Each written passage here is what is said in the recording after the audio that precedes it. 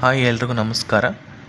ಈ ಒಂದು ವಿಡಿಯೋದಲ್ಲಿ ನಾನು ಪಾರ್ಟ್ 2ಗೆ ಸಂಬಂಧಪಟ್ಟಂತಹ ಯಾವುದು ಅರ್ಥಮೆಟಿಕಲ್ ಮೀನಿಂಗ್ಗೆ ಸಂಬಂಧಪಟ್ಟಂತಹ ಒಂದು ವಿಡಿಯೋ ಮಾಡಿದ್ದೀನಿ.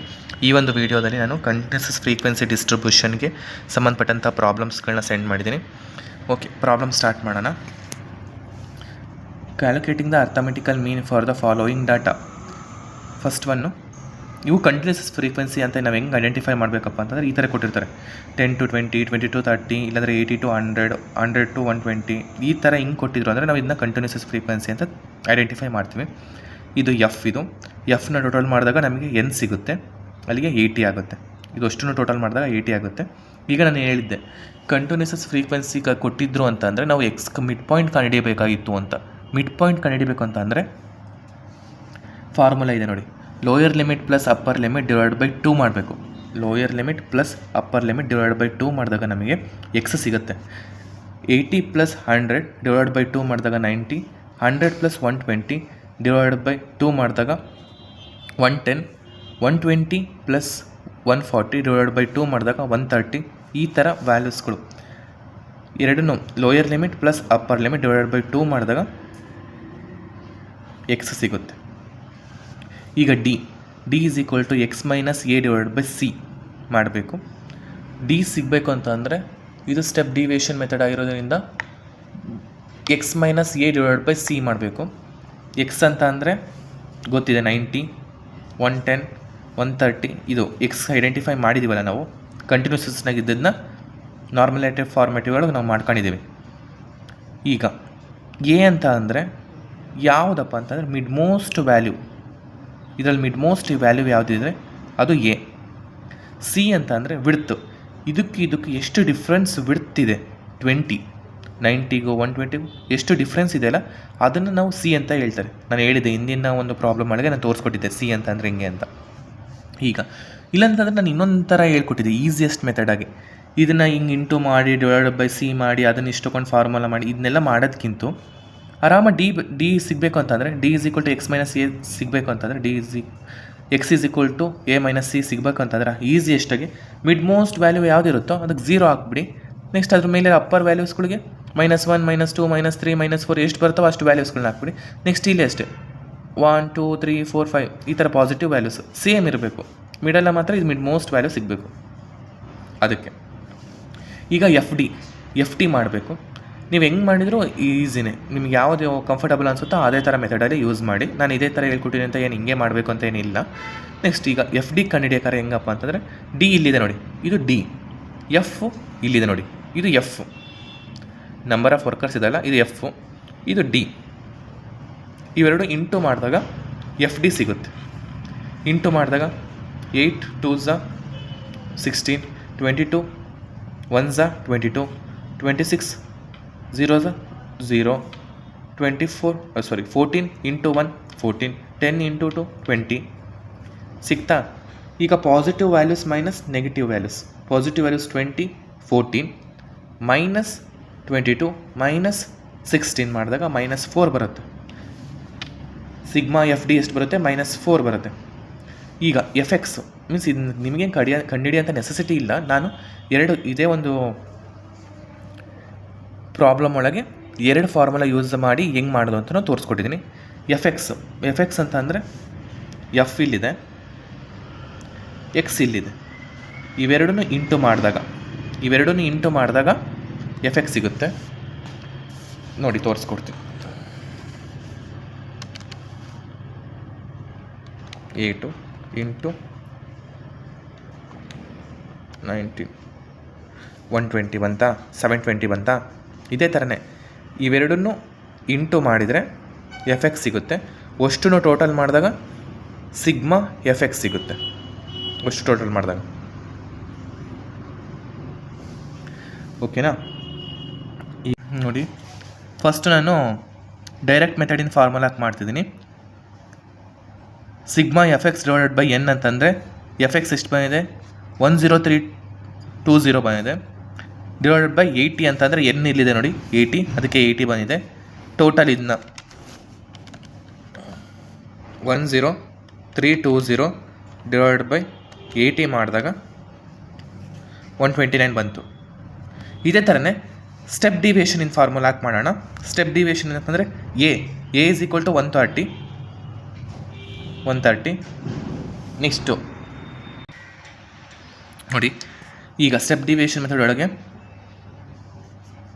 ಎಫ್ ಡಿ ಎಕ್ಸ್ ಅಂತ ಅಂದರೆ ಇಲ್ಲಿದೆ ನೋಡಿ -4 ಡಿವೈಡೆಡ್ ಬೈ ಎನ್ ಅಂತ ಅಂದರೆ 80 ಇಂಟು ಎಷ್ಟು ಬಿಡುತ್ತೆ ಡಿಫ್ರೆನ್ಸ್ ಎಷ್ಟಿದೆ 20. ಎ ಅಂತಂದರೆ 130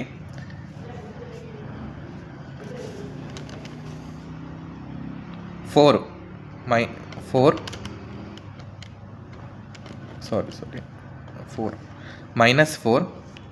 ಇಂಟು 20 ಡಿವೈಡೆಡ್ ಬೈ 80 -1 ಬಂತು. ಇದು ಇಲ್ಲಿ ಪ್ಲಸ್ ಇರೋದ್ರಿಂದ ಪ್ಲಸ್ ಇಂಟು ಮೈನಸ್ ಆಗುತ್ತೆ. ಅದಕ್ಕೋಸ್ಕರ 1 ಬಂದಿದೆ. 130 ಒಳಗೆ ಮೈನಸ್ ಮಾಡಿದಾಗ 129 ಬರುತ್ತೆ. ನಾನು ಹೇಳಿದ್ದೆ ಅರ್ಥಮೆಟಿಕಲ್ ಮೀನ್ ಅಂತ ಅಂದರೆ ಎಲ್ಲ ಆನ್ಸರ್ ಯಾವ ಮೆಥಡ್ ಯೂಸ್ ಮಾಡಿದರೂ ಸೇಮ್ ಆನ್ಸರ್ ಬರುತ್ತೆ ಅಂತ ನಾನು ಹೇಳ್ತಾನೆ ಬರ್ತಿದ್ದೀನಿ. ಅದೇ ಥರನೇ 129 ಎರಡು ಸೇಮ್ ಬಂತು. ಇದೇ ರೀತಿ ನೀವು ಸ್ಟೆಪ್ 2 ಮಾಡಿದಾಗಲೂ 120 ಬರುತ್ತೆ. ಆಲ್ಮೋಸ್ಟು 100ಗೆ 200% ಈ ಥರ ಪ್ರಾಬ್ಲಮ್ಸ್ನೇ ಕೇಳೋದು. ಇಲ್ಲಾಂದರೆ ಮತ್ತೆ ಮೋರ್ ದೆನ್ ಲೆಸ್ ದೆನ್ ಆ ಥರ ಪ್ರಾಬ್ಲಮ್ಸ್ಗಳನ್ನ ಕೇಳ್ತಾರೆ. ಅದು ಬಂದಾಗ ಯಾವ ರೀತಿ ಮಾಡಬೇಕು ಅಂತ ಈಗಲೇ ತೋರಿಸ್ಕೊಡ್ತೀನಿ ನೋಡಿ. ಇನ್ನೊಂದು ಪ್ರಾಬ್ಲಮ್ ಒಳಗೆ ಈ ಪ್ರಾಬ್ಲಮ್ ಇಷ್ಟ ಆಗಿದೆ ಅಂತ ನಾನು ಎಕ್ಸ್ಪೆಕ್ಟ್ ಮಾಡ್ತೀನಿ. ಅರ್ಥ ಆಗಿದೆ ಅನಿಸುತ್ತೆ. ಏನು ಅರ್ಥ ಆಗಿಲ್ಲ ಅಂತ ಅಂದರೆ ಇನ್ನೊಂದ್ಸಲಿ ಕ್ಲೀನಾಗಿ ವೀಡಿಯೋನ ಫಸ್ಟಿಂದ ಕೇಳಿರಿ. ಫಸ್ಟ್ನೇ ವೀಡಿಯೋ ಕೇಳಿದರೆ ನಿಮಗೆ ಸೆಕೆಂಡ್ನೇ ವೀಡಿಯೋ ತುಂಬ ಈಸಿಯಾಗಿ ಅರ್ಥ ಆಗುತ್ತೆ ನೋಡಿ. ಎಕ್ಸಾಮ್ ಒಳಗೆ ಈ ಥರ ಕ್ವಶನ್ಸ್ಗಳು ಜಾಸ್ತಿ ರಿಪೀಟ್ ಆಗ್ತವೆ. ಇಲ್ಲಿ ಕೊಟ್ಟಿದ್ದಾರೆ ನೋಡಿ, ಇದು ಕಂಟಿನ್ಯೂಸ್ ಫ್ರೀಕ್ವೆನ್ಸಿ ಒಳಗೆ ಇರೋದು. ಲೆಸ್ ದೆನ್, ಮೋರ್ ದೆನ್, ಇಲ್ಲಾಂದರೆ ಎಬೋ ಆ ಥರ ಇರ್ತವೆ. ಇವು ಇಂಪಾರ್ಟೆಂಟ್ ಕ್ವಶನು. ಈ ಥರದವೇ ಜಾಸ್ತಿ ಬರುತ್ತೆ 12 ಮಾರ್ಕ್ಸಿಗೆ. ಈ ಥರದವ ಬಿಟ್ಟು ಬೇರೆ ಯಾವ ಬರಲ್ಲ. ಈ ಥರ ಬಂದಾಗ ಹೆಂಗೆ ಮಾಡ್ಬೇಕಂತಲೇ ಹೇಳ್ಕೊಡ್ತೀನಿ ನೋಡಿ. ಈಗ ಲೆಸ್ ದೆನ್ ಅಂತ ಇತ್ತು ಅಂದರೆ, less than, more than, above ಅಂತ ಇತ್ತು ಅಂದರೆ ನಾವು ಎನ್ ಕಂಡುಹಿಡಿಯುವಂಥ ನೆಸೆಸಿಟಿನೇ ಇರಲ್ಲ. ಯಾಕಂದರೆ ಎನ್ ಅವರೇ ಕೊಟ್ಟಿರ್ತಾರೆ. ಎಫ್ ಮಾತ್ರ ನಾವು ಕಂಡುಹಿಡಿಯೋದಂಥ ನೆಸೆಸಿಟಿ ಇರ್ತದೆ. ಓಕೆನಾ? ಎನ್ನು ಅವರೇ ಪಕ್ಕ ಆನ್ಸರ್ ಕೊಟ್ಟಿರುತ್ತೆ. ಆದರೆ ಎಫ್ ಕಂಡುಹಿಡಿದು ಎನ್ ಹೆಂಗೆ ಬಂತು ಅನ್ನೋದನ್ನ ನಾವು ಈ ಒಂದು ಪ್ರಾಬ್ಲಮ್ ಒಳಗೆ ತೋರಿಸ್ಕೊಡ್ಬೇಕು. ಈಗ ನೋಡಿ, ಇಲ್ಲಿ ಈ ಥರ ಕೊಟ್ಟಿರ್ತಾರೆ. ಇದು ಎಫ್, ನೀವು ಎಫ್ ಅಂತ ಅಂದ್ಕೊಂಡಿರ್ತೀರ. ಇದು ಎಫ್ ಅಲ್ಲ, ಟೋಟಲ್ ಎನ್ ಎಷ್ಟು ಬರುತ್ತೆ 90 ಅಂತ. ಇದು ಯಾವಾಗಪ್ಪ ಅಂತಂದರೆ ಲೆಸ್ ದೆನ್ನು, ಮೋರ್ ದೆನ್ನು ಬರುತ್ತಲ್ಲ ಆ ಟೈಮ್ನಾಗ ಮಾತ್ರ ಎಫ್ ಅವರೇ ಕೊಟ್ಟಿರ್ತಾರೆ, ಎನ್ ಅವರೇ ಕೊಟ್ಟಿರ್ತಾರೆ. ಎಫ್ನ ನಾವು ಕಂಡುಹಿಡಿದು ಟೋಟಲ್ 90 ಬರೋಂಗೆ ಮಾಡಬೇಕು. ಇದು ಆವಾಗ ಎಫ್ ಆಗಿರಲ್ಲ. ನೀವು ಮತ್ತೆ ಮಿಸ್ಟೇಕ್ ಮಾಡ್ಕೊಂಡು ಇದನ್ನಷ್ಟು ಟೋಟಲ್ ಮಾಡಿ ಟೋಟಲ್ ಮಾಡಿ ಆನ್ಸರ್ ಇಟ್ಟರೆ ಅಂದರೆ ಅದು ರಾಂಗ್ ಆನ್ಸರ್ ಆಗುತ್ತೆ. ಮೋರ್ ದೆನ್ನು, ಲೆಸ್ ದೆನ್ನು, ಎಬೋ ಅಂತ ಬಂದಿರ್ತಾವಲ್ಲ ಅಂಥ ಟೈಮ್ನಾಗ ಈ ಥರ ಮಾಡೋಂಗಿಲ್ಲ. ಆ ಟೈಮ್ನಾಗ ಮಾತ್ರ ಎನ್ ಅವರೇ ಕೊಟ್ಟಿರ್ತಾರೆ. ಎಫ್ ನಾವು ಕಂಡುಹಿಡಿಬೇಕು ಎನ್ ಹೆಂಗೆ ಬಂತು ಅಂತ. ಓಕೆ, ಇದು ಕಂಟಿನ್ಯೂಸ್ ಫ್ರೀಕ್ವೆನ್ಸಿ ಒಳಗೆ ಇದೆ. ಲೆಸ್ ದೆನ್ ಅಂತ ಅಂದರೆ ನೋಡಿ, ಇವಿದ್ದು ಮಧ್ಯದಲ್ಲಿ ಎಷ್ಟು ಡಿಫ್ರೆನ್ಸ್ ಇದೆ ಅಂತ ನಾವು ಕಂಡುಹಿಡ್ಕೋಬೇಕು. ಎಷ್ಟು ಡಿಫ್ರೆನ್ಸ್ ಇದೆ ಅಂತ ಅಂದರೆ 5 ಡಿಫ್ರೆನ್ಸ್ ಇದೆ. ಅದಕ್ಕೋಸ್ಕರ ಇದಕ್ಕಿಂತ ಇನ್ನಲೇ ನಂಬರ್ ಏನಾಗಿರ್ತದೆ ಅಂದರೆ 40 ಆಗಿರ್ತದೆ. 40 45, 45 50, 50 55, 55 60, 60 65, 65 70.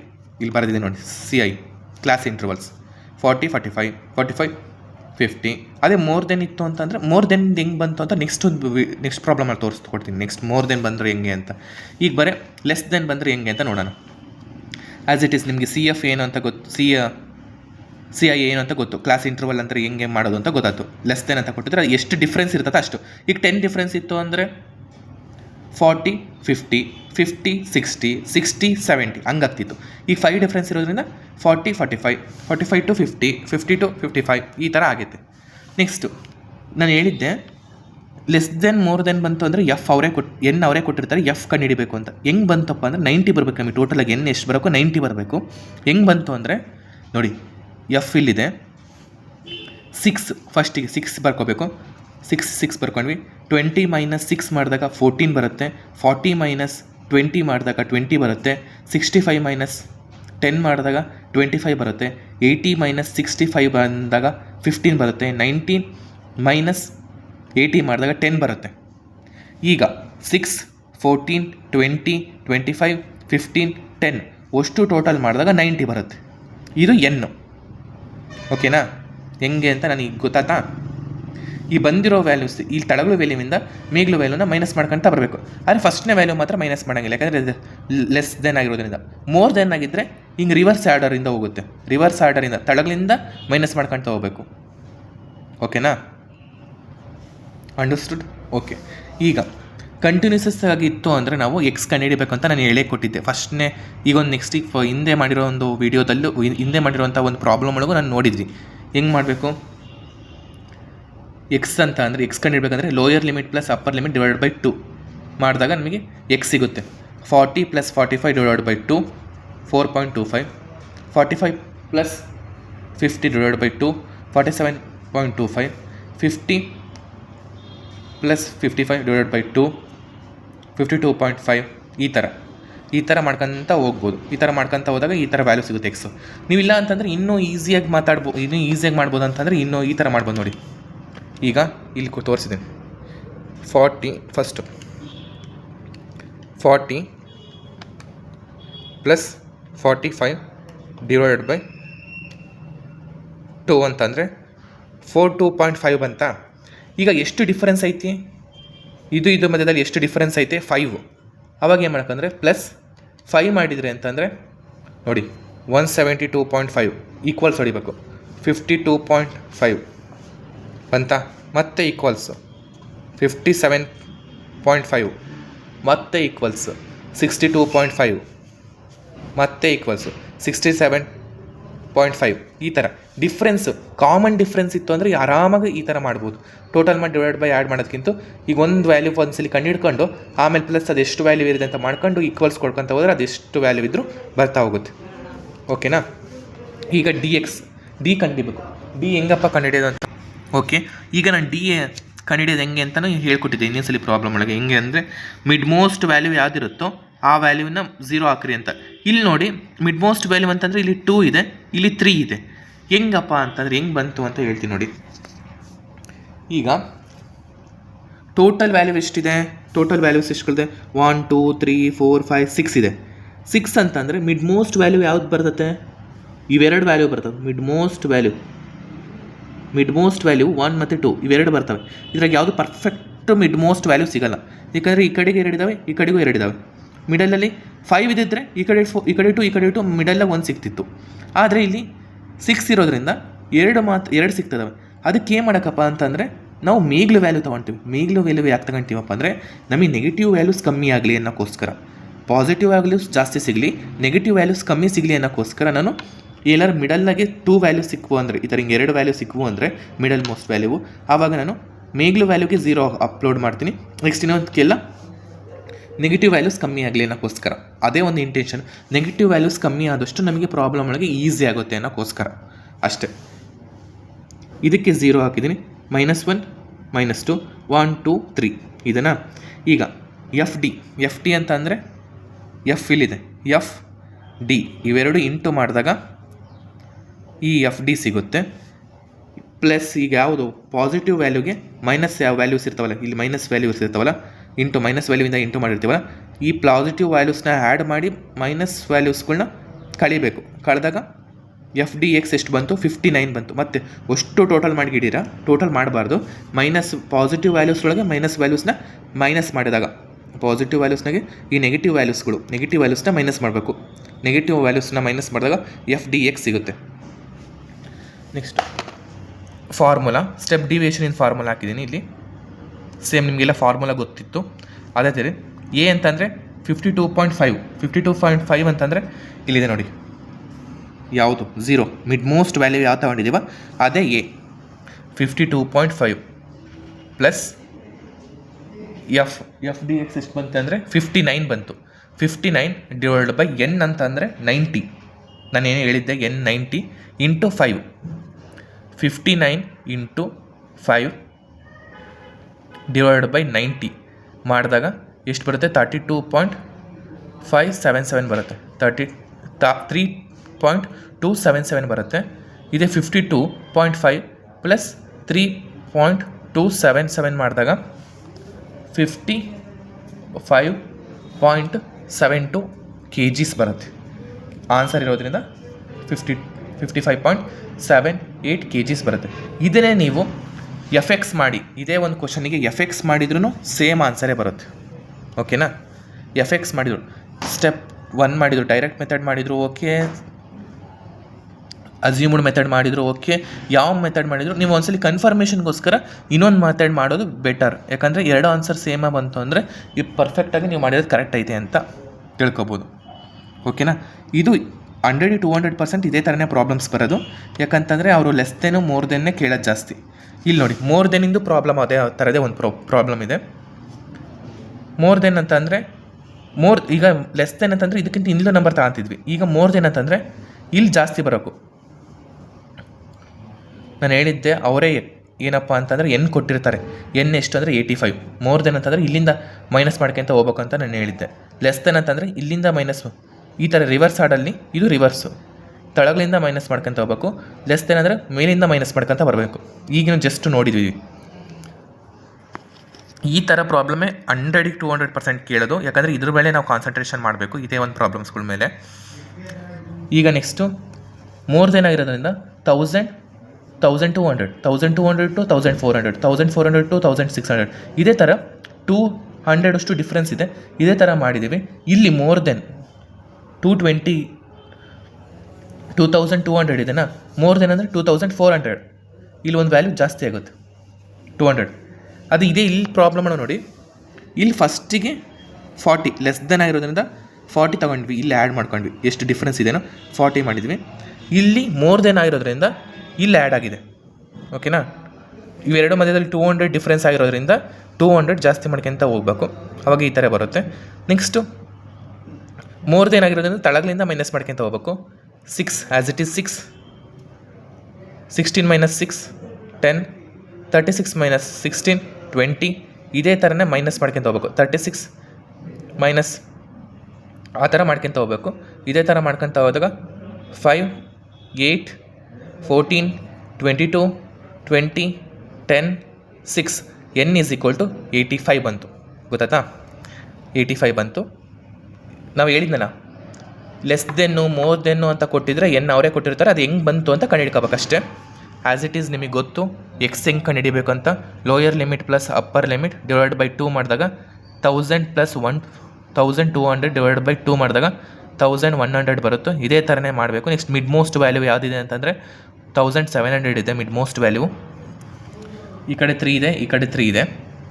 D = x - a divide by c ಅಂತ ಎಫ್ ಡಿ ಕಂಡಿಬೇಕು. 0, -1, -2, -3, 1, 2, 3. ಎಫ್ ಡಿ ಅಂತಂದರೆ ಎಫ್ ಇಲ್ಲಿದೆ ನೋಡಿ. 5 × 3 15 -15, 8 × 2 -16. ಇದೇ ಥರನೇ ಮಾಡ್ಕೊಳ್ತಾ ಹೋಗಬೇಕು. ಪಾಸಿಟಿವ್ ವ್ಯಾಲ್ಯೂಸ್ಗಳು ಬಂದಿರುತ್ತಲ್ಲ, positive values minus negative values ಮಾಡಿದಾಗ ಎಫ್ ಡಿ ಎಕ್ಸ್ ಸಿಗುತ್ತೆ. ಅಲ್ಲಿಗೆ 13 ಬಂತು f d x. Formula as it is formula use ಮಾಡಿದ್ದೀವಿ. ಎ ಅಂತ ಅಂದರೆ 1700 ಪ್ಲಸ್ ಎಫ್ ಡಿ ಎಕ್ಸ್ ಅಂತಂದರೆ 13 ಇದೆ. ಎನ್ ಅಂತಂದರೆ 85, ಸಿ ಅಂತಂದರೆ 200 ಎಲ್ಲಿಂದ ಬಂತಪ್ಪ ಅಂತಂದರೆ ಡಿಫ್ರೆನ್ಸ್, ಕಾಮನ್ ಡಿಫ್ರೆನ್ಸ್. ಎಷ್ಟು ಡಿಫ್ರೆನ್ಸ್ ಇದೆ? ಕಾಮನ್ ಡಿಫ್ರೆನ್ಸ್ ಅದು 200. 13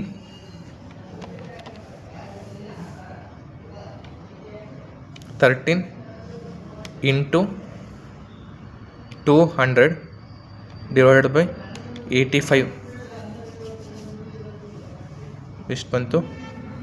30.588 ಬಂತು. ಪ್ಲಸ್ 1700 ಮಾಡಬೇಕು. 1730.588 ಇದೆ. ಅದಕ್ಕೆ 5ಗಿಂತ ಮೇಲಿರೋದ್ರಿಂದ ನಾನು ರೌಂಡ್ ಆಫ್ ಮಾಡ್ತಿದ್ದೀನಿ. 8 ಇರೋದನ್ನ 9 ಮಾಡಿದ್ದೀನಿ. ರುಪೀಸ್ ಬಂತು. ಓಕೆನಾ? ಇದೇ ಥರನೇ ನೀವು ಎಫೆಕ್ಟ್ಸ್ ಮಾಡಿ. ಎಫೆಕ್ಟ್ಸ್ ಮಾಡಿದಾಗೂ ಸೇಮ್ ಆನ್ಸರೇ ಬಂತು ಅಂದರೆ ಈ ನೀವು ಮಾಡಿರೋ ಪ್ರಾಬ್ಲಮ್ ಕರೆಕ್ಟ್ ಇದೆ ಅಂತ ಅರ್ಥ. ನಿಮ್ಮ ಕ್ಲಾರಿಫಿಕೇಷನ್ಗೋಸ್ಕರ ಇದಿಷ್ಟು ಪಾರ್ಟ್ 1 ಪಾರ್ಟ್ 2 ಅಲ್ಲಿ ನಾನು ತೋರಿಸ್ಕೊಟ್ಟಿದ್ದೀನಿ ಅರ್ಥಮೆಟಿಕಲ್ಸ್ ಮೀನಿಗೆ ಸಂಬಂಧಪಟ್ಟಂತೆ. ನಾನು ನೆಕ್ಸ್ಟ್ ವೀಡಿಯೋದಲ್ಲಿ ಮೀಡಿಯನ್ಗೆ ಮೋಡ್ಗೆ ಸಂಬಂಧಪಟ್ಟಂಥ ಪ್ರಾಬ್ಲಮ್ಸ್ಗಳನ್ನ ತೊಗೊಂಬರ್ತೀನಿ ವೀಡಿಯೋದಲ್ಲಿ. ಈ ವಿಡಿಯೋ ನನಗೆ ಎಲ್ಲರಿಗೂ ಗೊತ್ತು, ಅರ್ಥ ಆಗಿದೆ, ತುಂಬ ಈಸಿಯಾಗಿದೆ ಅಂತ ಅಂದ್ಕೊಳ್ತೀನಿ. ಏನೇ ಡೌಟ್ ಇದ್ದರೂ ಮತ್ತೆ ನೀವು ಕಮೆಂಟಲ್ಲಿ ತಿಳಿಸಿ, ನಾನು ಮತ್ತೆ ಅದಕ್ಕೆ ಸಂಬಂಧಪಟ್ಟಂತಹ ವೀಡಿಯೋಸ್ಗಳನ್ನ ಅಪ್ಲೋಡ್ ಮಾಡ್ತೀನಿ. ಈ ವಿಡಿಯೋ ಇಷ್ಟ ಅಂದರೆ ಲೈಕ್ ಮಾಡಿ, ಶೇರ್ ಮಾಡಿ, ಮತ್ತು ನಿಮ್ಮ ಕಾಮರ್ಸ್ ಸ್ಟೂಡೆಂಟ್ಸ್ ನಿಮ್ಮ ಫ್ರೆಂಡ್ಸ್ಗಳಿಗೆ ಶೇರ್ ಮಾಡಿ. ಪ್ಲೀಸ್ ಲೈಕ್ ಮಾಡಿ.